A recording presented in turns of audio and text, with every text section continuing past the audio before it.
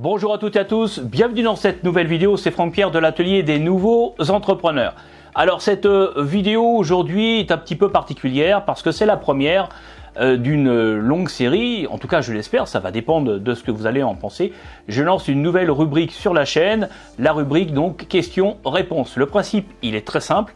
Je sélectionne donc vos questions sur Messenger, parmi les questions les plus intéressantes, les plus importantes aussi pour les porteurs de projets. Et en plus des réponses que je vous apporte sur Messenger, eh bien, je vous apporte des réponses complémentaires en vidéo que je vais donc publier dorénavant sur la chaîne, ce qui permettra à tous ceux qui se posent un peu les questions similaires et bien d'avoir des éléments d'information précis, et puis tous ceux qui sont sur le groupe et tous ceux qui sont abonnés à la chaîne pourront également avoir les réponses de ces questions que vous me posez sur Messenger. D'accord? Donc nouvelle rubrique, n'hésitez pas à me donner votre avis sur cette dernière.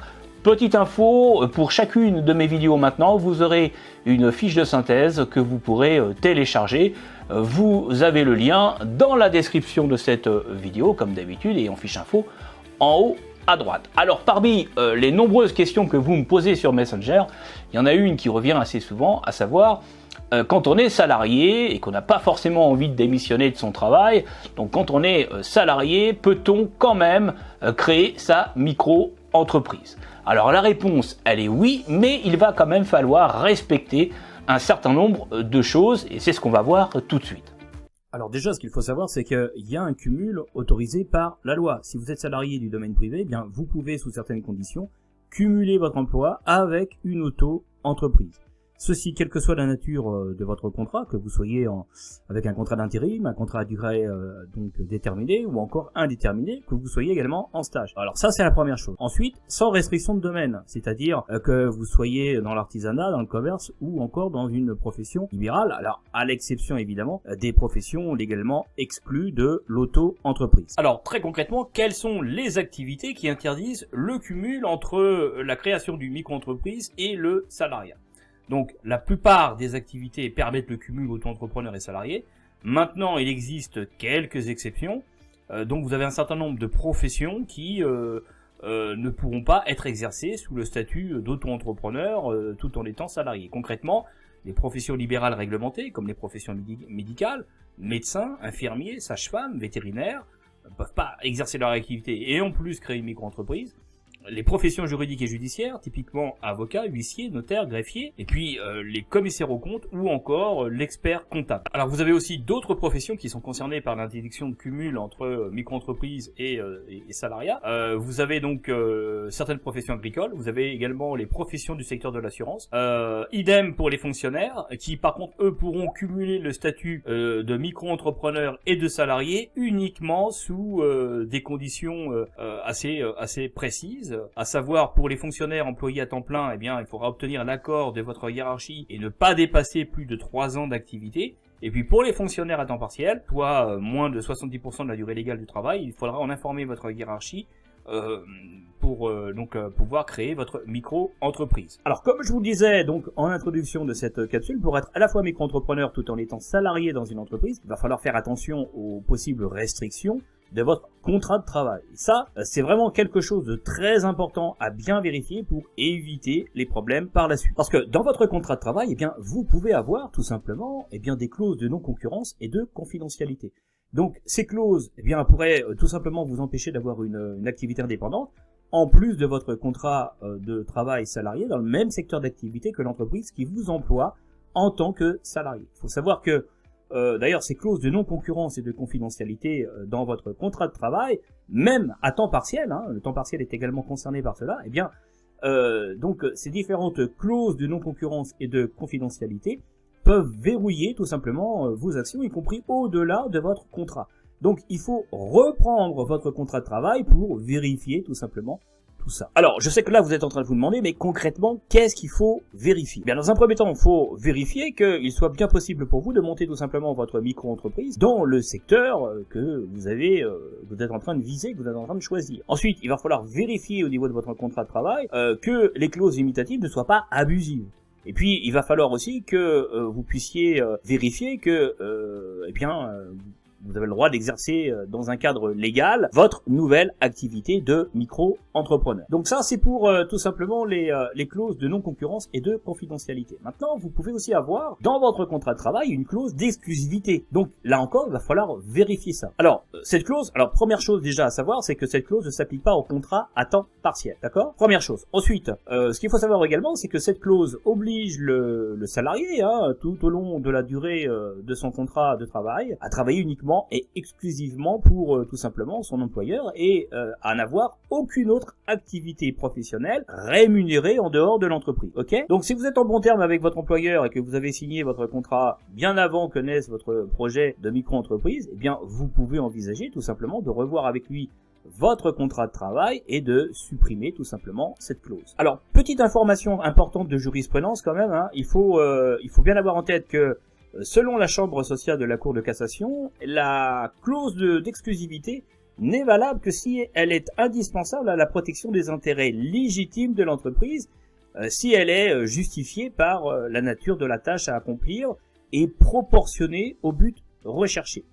Si tel n'est pas le cas, eh bien, elle peut être tout simplement considérée comme abusive. Parallèlement à tout ça, suivant l'article L 1222-5 du Code de travail, il est indiqué que l'employeur ne peut opposer aucune clause d'exclusivité pendant une durée d'1 an au salarié qui crée ou reprend une entreprise, même en présence de stipulations contractuelles ou conventionnelles contraires. Bon, mais soyons clairs, même si on a ces bases juridiques, ça ne veut pas dire pour autant que la société que vous allez créer, par exemple, peut concurrencer tout simplement comme elle veut celle de votre employeur. Donc, moi, ce que je vous invite à faire quand vous êtes dans ce type d'interrogation, c'est d'aller voir un avocat pour vraiment étudier votre contrat et bien mesurer tous les risques dans le cadre d'une création d'entreprise pour éviter de vous retrouver avec des soucis assez importants une fois que vous aurez monté votre structure. Alors vous avez maintenant des plateformes juridiques en ligne qui vous permettent de consulter des avocats pour ce type de choses sur des problématiques comme ça très ponctuelles à des prix très intéressants. Donc il faut en profiter parce que il faut là encore que vous soyez en capacité d'évaluer les risques pour éviter d'avoir des problèmes tout simplement une fois que vous aurez créé votre structure, des problèmes avec votre ancien employeur. Enfin je dis ancien employeur, mais ça peut être aussi l'employeur actuel, d'accord? Alors moi je ne suis pas avocat, j'ai fait du droit, mais voilà, je suis pas juriste professionnel de terrain, donc je vais pas jouer les stagiaires en droit. Il y a des gens très compétents qui font ça, donc allez consulter un avocat, soit dans un cabinet d'avocat, soit en ligne, et donc faites tout simplement vérifier votre contrat de travail pour bien être sûr de ne pas avoir de soucis une fois que vous aurez créé votre structure. Alors, autre chose également très importante, vous avez aussi une obligation de loyauté à respecter vis-à-vis de votre employeur. Tous les salariés ont un devoir de loyauté envers leur employeur. Ça signifie tout simplement qu'en devenant micro-entrepreneur, vous devez d'une part informer votre employeur si votre micro-entreprise est dans le même secteur d'activité et risque de lui faire de la concurrence et de toucher les mêmes clients. Vous devez par ailleurs ne pas travailler pour le compte de votre micro-entreprise pendant vos heures légales de travail salarié, et puis vous ne devez pas non plus utiliser pour votre compte personnel donc le matériel et les services, c'est-à-dire concrètement les outils donc informatiques ou autres, véhicules, ordinateurs, donc connexion internet, etc., mis à disposition par votre employeur dans le cadre de votre emploi salarié pour travailler tout simplement sur votre projet de création d'entreprise. Et puis dans le cadre du devoir de loyauté, eh bien vous ne devez pas non plus débaucher vos collègues de travail pour le compte de votre activité, et vous ne devez pas non plus dénigrer ou discréditer l'entreprise tout simplement qui vous emploie ou qui vous a employé. Donc vraiment faites très attention à ça, parce que le non-respect du devoir de loyauté et puis des clauses de votre contrat de travail, ça peut vous coûter tout simplement très cher, parce que ça peut avoir de lourdes conséquences, comme par exemple le licenciement, des amendes, le paiement de dommages et intérêts, voire même dans certains cas, eh bien l'interdiction tout simplement d'exercer votre activité. Il faut savoir aussi que le devoir de loyauté s'étend au-delà de votre contrat de travail, parce que en effet, même après la rupture de votre contrat de travail, comme licenciement, démission ou rupture conventionnelle, eh bien, vous devez respecter ces obligations vis-à-vis de votre employeur. Voilà les amis pour cette courte vidéo. J'espère que vous aurez des réponses assez précises par rapport aux questions que vous vous posez sur la possibilité de créer une micro-entreprise tout en étant salarié. Alors, naturellement, en moins de 10 minutes, je suis allé vraiment à l'essentiel. Et naturellement, pour être encore plus complet sur le sujet, eh bien, je viens de terminer une autre vidéo qui, cette fois-ci, traitera de l'impact qu'aura votre cumul d'activités salarié et auto-entrepreneur sur votre régime social et votre protection sociale. Donc plutôt que de vous faire une grande vidéo sur ce sujet vaste qui est le cumul salariat et activité indépendante, notamment en micro-entreprise, eh bien j'ai préféré faire plusieurs petites vidéos de moins de 10 minutes ou de 10 minutes. Des fois ça fera peut-être 11 ou 12 minutes, on n'est pas à une minute près, parce que c'est peut-être plus facile finalement à regarder. Donc vous avez tous les liens pour la seconde vidéo que je viens de vous énoncer dans la description de cette capsule. Si vous avez des questions, eh bien posez-les-moi dans les commentaires ou directement sur le groupe Facebook. Et puis vous avez aussi naturellement la possibilité de me contacter comme d'habitude via Messenger. Bon bref, vous avez tous les liens dans la description de cette vidéo. Dernière chose également importante, abonnez-vous à la chaîne si c'est pas encore fait, et puis inscrivez-vous aux notifications.